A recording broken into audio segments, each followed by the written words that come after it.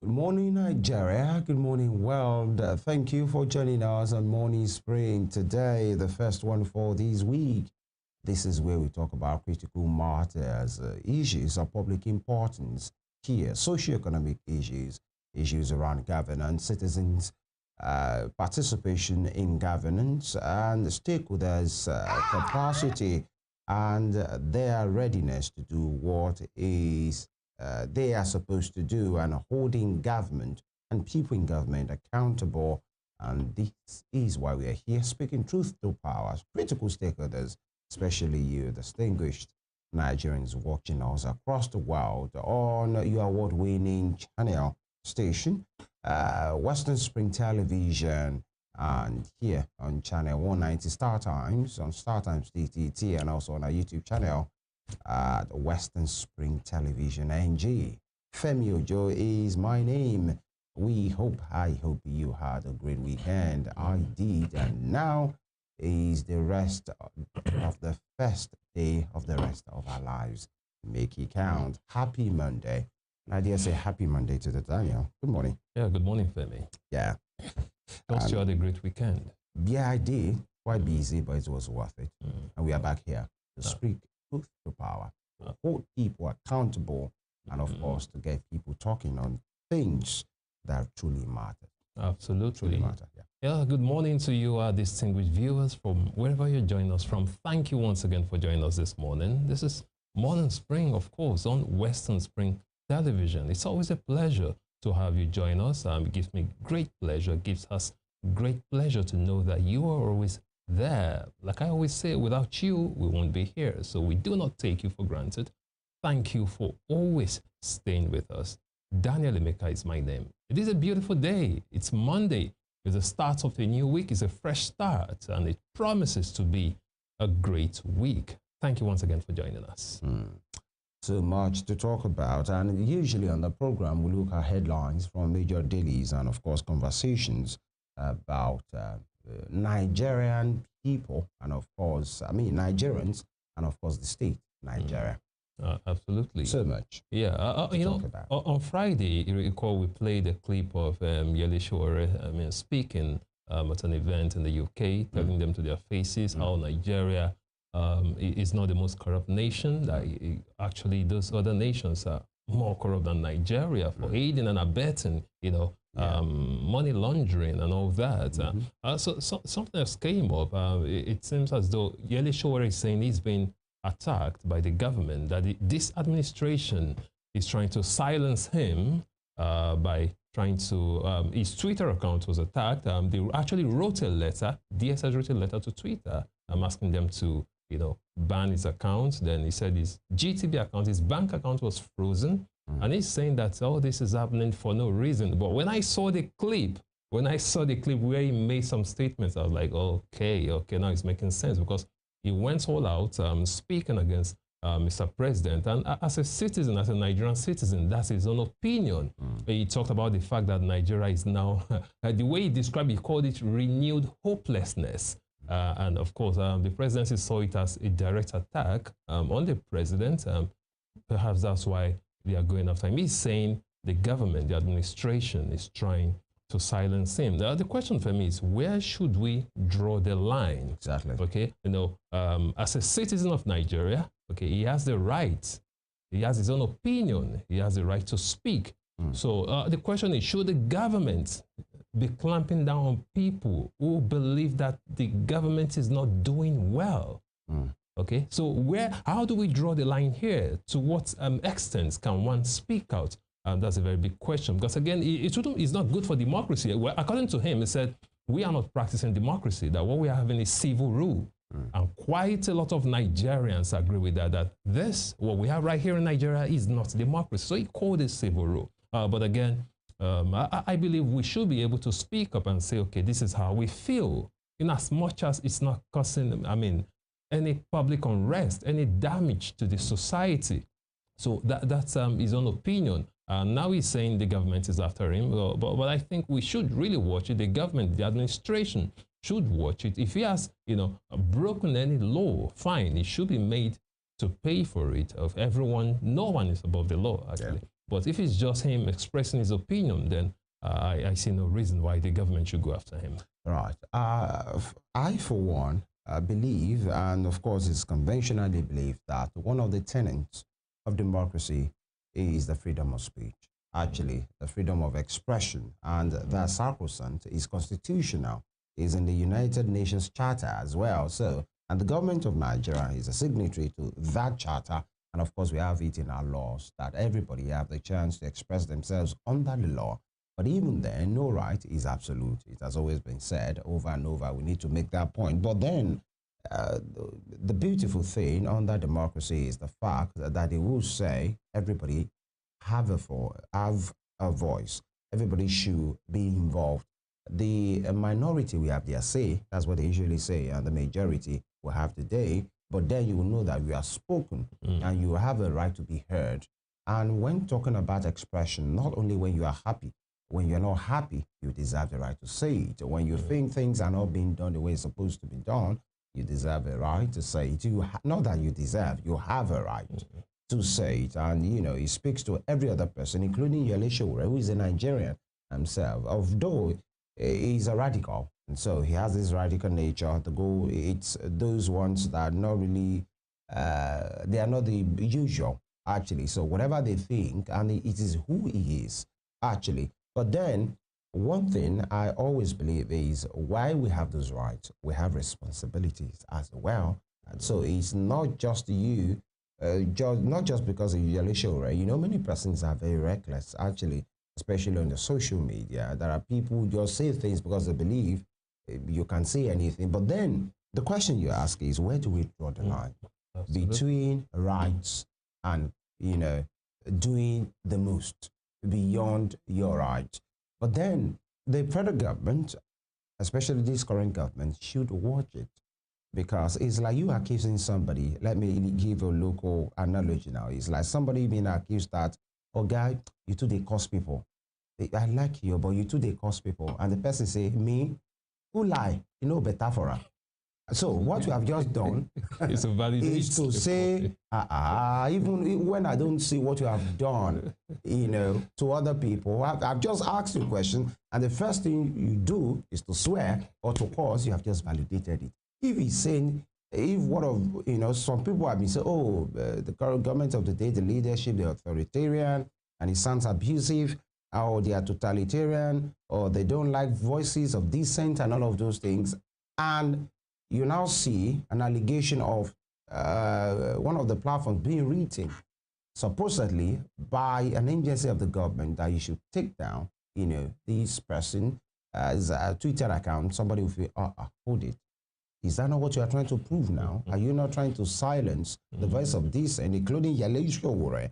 You might not like him, you might not like his face, but he still has an opinion. But then the thing is, why we have a right to criticize the government or their policy?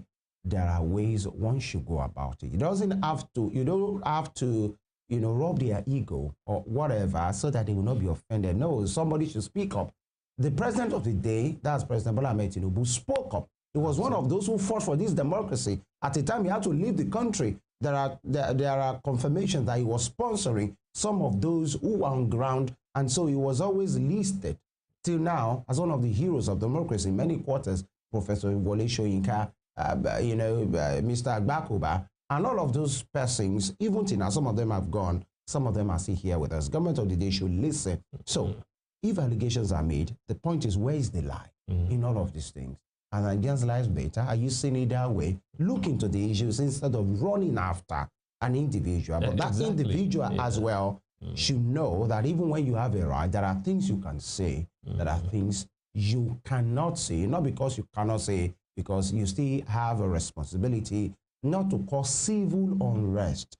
Because if the sky falls, it will fall on one person, it will fall on everybody. And there are some of us, including myself, including many Nigerians, I think more than 100 million Nigerians who doesn't have, you know, dual citizenship. Absolutely. In which they don't have nowhere to go. Majority. So if something happens around here and all hell breaks and everything goes south, some of us are stuck. In fact, which country in Africa can afford to take in Nigerians? Which one?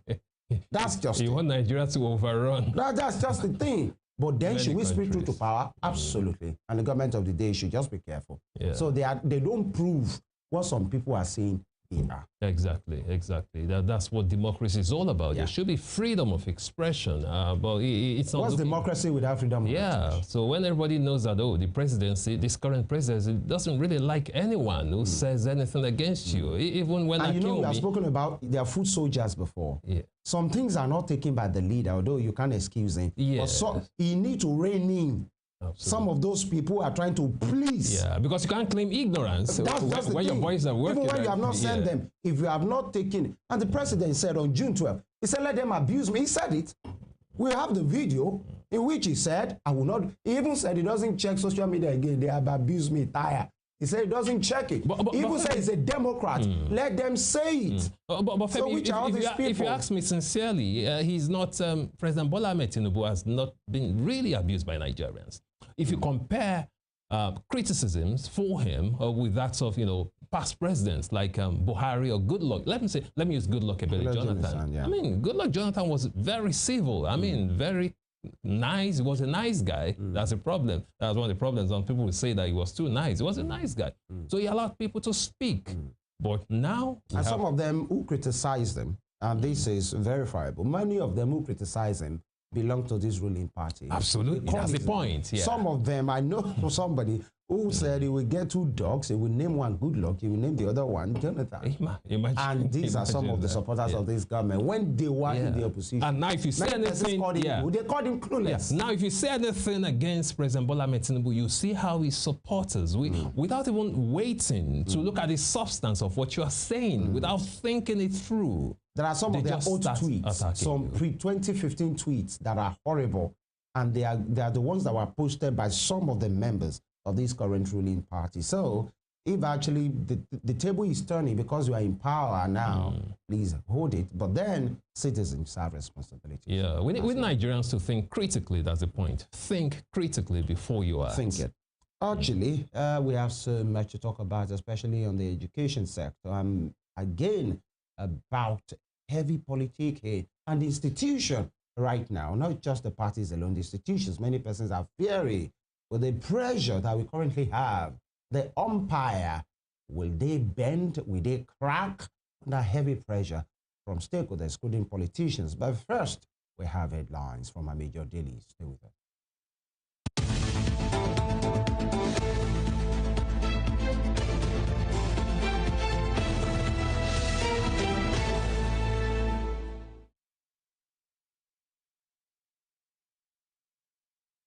Thank you. Nigerian Tribune is our first point of call this morning. Nigerian Tribune, and he's beaming in red, strike, with a big bold headline, Nupeng, adamant, as federal government calls for talks, urges truce.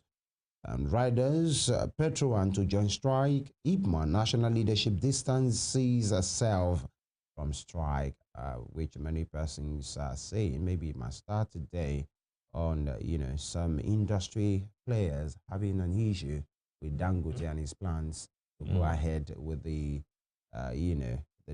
is it the downstream sector? Yeah, the distribution, distribution of course, getting trucks, CNG trucks, 4,000 of them to start distributing, and the stakeholders having, at loggerheads, and the Nigerians who want to say, please spare us in all of this, because then you get to talk about scarcity of fuel. When fuel, petrol tankers are going on strike, they want to go on strike. Pengasan, part of it.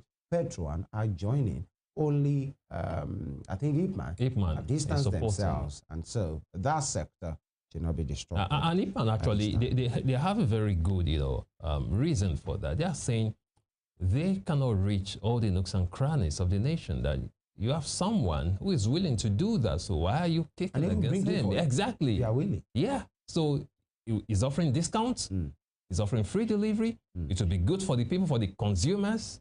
So why are Nigerians kicking again? Not Nigerians anyway. Other players in the sector who feel they will be cut out by this, by this kind of exactly. Again, I think the regulators, Nigerian government should rein in because they can't say, no, it is not our doing, because Nigerians didn't vote for those guys. The life of Nigerians depends on the policy, everything in the country. And so they have, you know, a huge task ahead of them to make sure we don't have this happening this week. Now, Nigerian in grip of full-blown security emergency will be Nigeria in grip of full-blown security emergency. You might want to check page 5 of the Tribune for that. Article decries Borno Boko Haram killing. We must rise to confront menace, he says. The other day, one of the security chiefs was heard saying a Nigerian should learn combat. I think, yeah, to be skilled to defend themselves. While that is okay, but then I'm not sure what much of a combat can do to somebody carrying Kalashnikovs and AK-47s. Well, talking about combat, Femi, one of the reasons why I felt disappointed with NYSC during my service as a National Youth Service Corps is that there was no form of combat training. Let's start from there. Yeah, when military boss said it, let's start from there, from NYSC. So instead of just, you know, having, you know, graduates wear uniforms and march around aimlessly in the sun during parades, why not train them for combat? Train them to handle weapons. I mean, basic weapon training. It's necessary. I mean, let's just start from there. Start training corpers on combat instead of just wasting 1 year. Because really, I told myself, if this 1 year had been spent on combat training, it will help the nation a lot. Look at nations like Israel. You know how many people they have in reserve? So during war, they call them up. So why are we not training advice on combat? I think they should start from there before you go to every other citizen. And I think the combat, the service chief was talking about, and I'm not sure it's weapon handling, possibly the physical combat and all of those things. Because, by the way, talking about NYC, maybe in your camp, where I served, there was combat training, actually, not handling of weapons. The jiu-jitsu, the taekwondo, and all of those things, it was available in my own camp. In Delta State, I served in Delta State, actually. So I don't know where you served. Ebonyi State, it wasn't. You will have to call out NYC in Ebonyi State. I'm sure I saw them. Only that I didn't join that particular one. I joined other guys. All right, but then you have a point. Article decries Boko Haram Borno killing one too many on the health scene. Artificial sweeteners age brain 62% faster. Is alarming. Artificial sweeteners age brain 62% faster. That means your brain will age 62% faster than those of people who don't take artificial sweeteners. That's what this report is saying, linked with cognitive decline. All right, and away from that, alarming. Nigeria exempts goods valued at $300 million from customs port duty. $300 rather. I take that again. Nigeria exempts goods valued at $300 from customs port duty. And every Exim Bank BOA sealed $1 billion deal to support Nigerian farmers SMEs. We hope that, you know, that kind of money we get to the right people. And I think that will be all from the Nigerian Tribune for today. And from the Nigerian Tribune this morning, we take a quick look at the Punch newspaper this morning.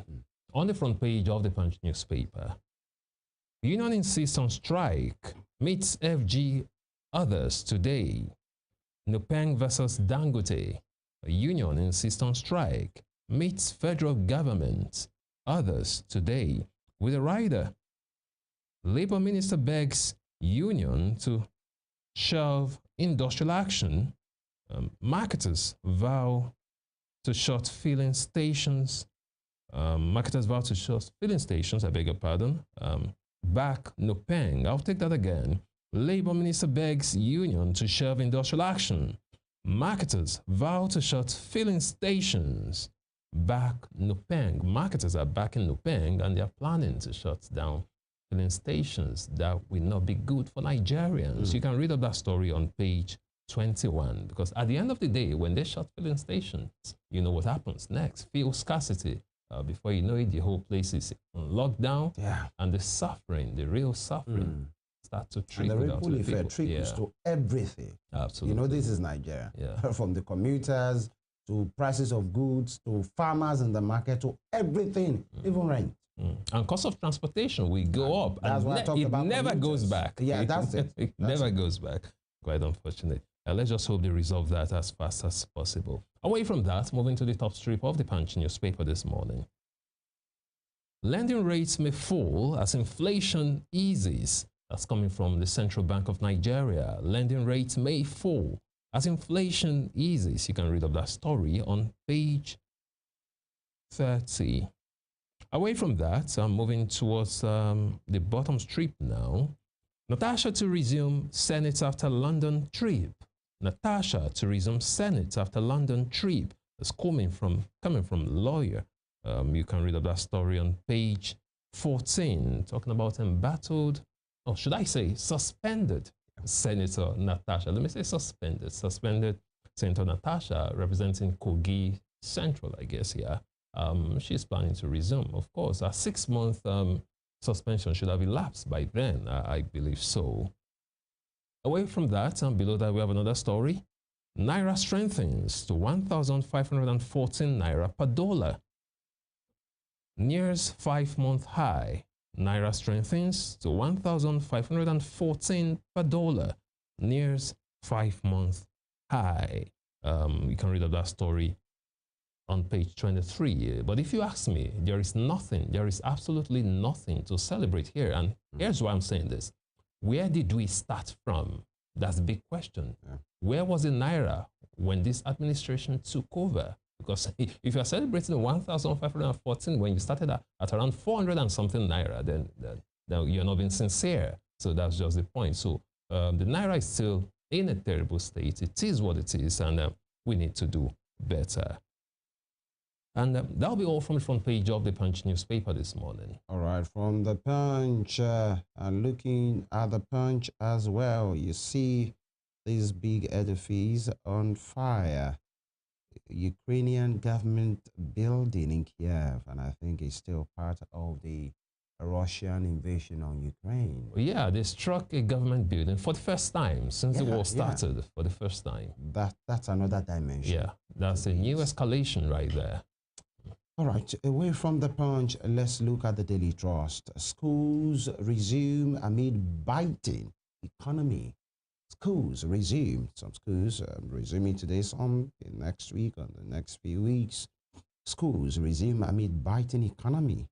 That is one that many Nigerian parents can relate to. All right, September is, can be dreadful for many parents because you have so many things you have to do, especially it's a new session. Yeah. And when you have a kid or more than even one at this time, everything they are resuming with naturally, averagely, is new. Yeah. School fees, new books, new textbooks. Not just school fees, increased school fees. Increased. And sometimes you need new. Sometimes you need new school uniforms. Exactly. New sandals. Yeah. New plates and all of those things. Especially when you ask the small ones that they don't understand whatever you say. Exactly. You must just come through. Because they can't just understand why their friends are having new things and they are not having it. And they are not having it, even though, you have to train your child or your words to be confident in themselves, but then basic things should still be provided. Yeah, children will be children. That's just the thing. Yeah. Schools resume amid biting economy. That is where we are right now. And just below that, you have the pictures of some displaced persons. And that is part of what we are talking about. So the picture of a woman who has her two hands on her face, on her head, and you could see signs of desperation and, anguish there. And that is part of what we're saying. But how Boko Haram killed 63 in Borno survivors, and you can see those displaced there. For these ones, you can talk about school. You can talk about work. They are just trying to survive. They just want to be alive. That's all. They have just escaped. And this is displacement. And that is why the war against insecurity in Nigeria should be total. Nobody should be spared. And that is it. Life of these people have, it's been disrupted right now. For these people, it's not about work for now. It's not about school. It's not about other things. They just want to be alive. They don't even know how. Yeah. And this is and quite unfortunate. Yeah. Over the weekend, what happened in Borno State, where it was a massacre. Several civilians. In a particular report, I saw about 56 of them, and they said 5 soldiers. And but people are saying, what critics are saying, 63. Yeah. So it might be more. Why more than that? Because sometimes they try to be conservative, just to not to allow public unrest and all that. Quite unfortunate. And this is, and I'm not sure the Office of the National Security Advisor, that office should not be proud of themselves right now. The security chiefs, all of them, good job you are doing. But Nigerians are saying, can we take the war to these people? Not just to, send them back whenever they come for us or attack. No, take it to their dens. And, so much to talk about. That's a bonus state. For people, for the Malam Nuhu Ribadu, few weeks, who said Nigerians, are now safer and the country is now safe and all of those things. Even while there are challenges, he was so upbeat, like somebody eating his chest to say, you know what I'm saying? And just 63. Well, it's clear they are not in control. They are not in charge. The military is not in charge. And when people talk about these things, it's not because they're anti-Nigerian. It's not because Malam Nuhu Ribadu or any of the government officials, they are more patriotic than they are. It's just the reality. That's the reality. So that we can recognize the problem and face it headlong. Absolutely. All right. And here, workers to federal government, 70,000 naira minimum wage insufficient. All right. So what are you saying? That's the question.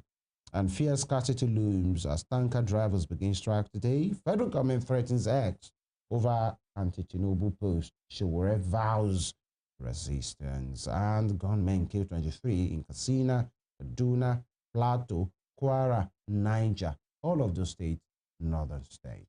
And here we are talking about the reality. That'll be all from the Daily Trust. From the Daily Trust, we'll take a quick look at the front page of The Nation newspaper this morning. On The Nation newspaper, troops hit terrorists in nationwide crackdown. Troops hit terrorists in nationwide crackdown.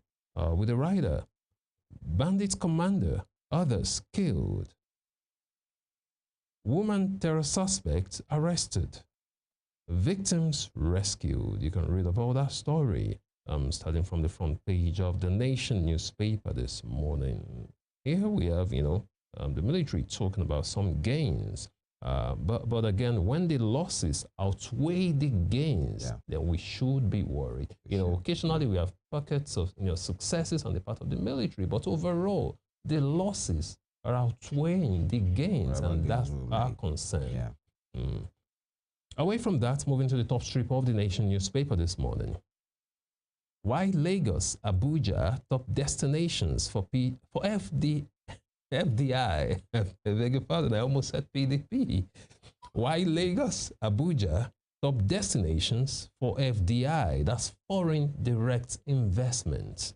You can read up that story on page 10, of course. Lagos and Abuja. And recently, Abuja actually, should I say outpaced Lagos or outdid Lagos, attracting more foreign investment than Lagos for the very first time. I think I talked about that here on this platform. For the first time, Abuja, outdoing Lagos in terms of foreign direct investments. And let's see if it will be sustainable. But all in all, Lagos and Abuja remain the top destinations for foreign direct investment. You can read up that story on page 10. Away from that, still on the front page of The Nation newspaper this morning. Naira rallies on sustained forex growth. Naira rallies on sustained forex growth. With a rider, reserves hit $41.5 billion. Talking about foreign reserves now, doing quite well. Away from that, United Airlines acquires 6 Boeing 737-800 aircrafts. Blockout enters 2 weeks in parts of Benin. The first one, United Airlines, acquires 6 Boeing 737-800 aircraft. You can read up that on page 4. And then blackout enters 2 weeks in parts of Benin. You'll find our story on page 6. Why are they having a blackout for 2 weeks. And the government should do something about that. When the people are helpless, it's the responsibility of the government to make sure that the citizens are comfortable. Talking about basic amenities. And of course, electric power supply is one of them. Away from that, still on the front page of the Nation newspaper this morning, no need for strike during talks. Education Minister tells ASUP. No need for strike during talks. Education Minister tells Academic Staff Union of Universities and Academic Staff Union of Polytechnics. For me, that's a smart one, you know. So they don't have to go on strike during talks. So the talks can last endlessly. Well, in as much as, you know, like, if you tell them talking, exactly, so working. Just keep working. So that's quite a smart one from the minister right there. Away from that, Cardoso, why CBN will sustain monetary tightening policy. Why CBN will sustain monetary tightening policy, coming from the Central Bank of Nigeria Governor Olayemi Cardoso right there. And on the bottom strip, we have INEC's recognition of Gabam-led ESCO throws SDP into confusion. INEC's recognition of Gabam-led ESCO throws SDP into confusion. You can read up that story on page 5. And that'll be all from the front page of the Nation newspaper. Right there, you can see the picture of an NDLA officer inspecting some boxes right there of contraband drugs, I guess. The resolution here is not quite clear, but that's an official of the National Drug Law Enforcement Agency. That'll be all from the front page of the Nation newspaper this morning. Lastly, from the front page of the Guardian newspaper, National Grid faces 5.6 trillion revenue loss as premium customers exit. Premium customers exit. Why? To where?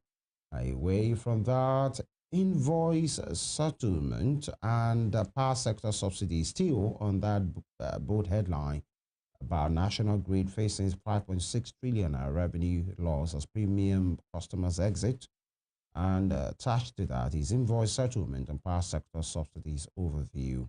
And federal government's total subsidy liability stand at 5.6 trillion naira as of August 2025. And you have all the details right there. And Army neutralizes 4 terrorists, arrest 64 suspects in nationwide operations. Keep going. Leadway Holdings announced acquisition of power pensions. Parents groan as schools resume again. This is on the front page of The Guardian. Parents groan as schools resume. Imo outlaws some practices. You might want to check out which of these practices. And here you have insecurity. Northern leaders demand state of emergency, sack of service chiefs. All right, mayhem rather has thugs invade rally for Obi Rose Viva in Lagos. Is it necessary? Obviously not. Prominent Nigerians push for electoral reforms ahead of 2027 polls. So we'll look into that in the course of the program. And Dangote Nupeng face off. Federal government urges caution. Showore CSOs, Showore CSOs push back as DSS ask X to delete anti-Tinubu tweet, and customs exempt $300 parcels from tax as cargo owners decry duty payment destruction. So much to talk about here. And that'll be all from the Guardian newspaper. And for this segment, we'll go on this break. When we return, we'll dive straight right into what you need to know.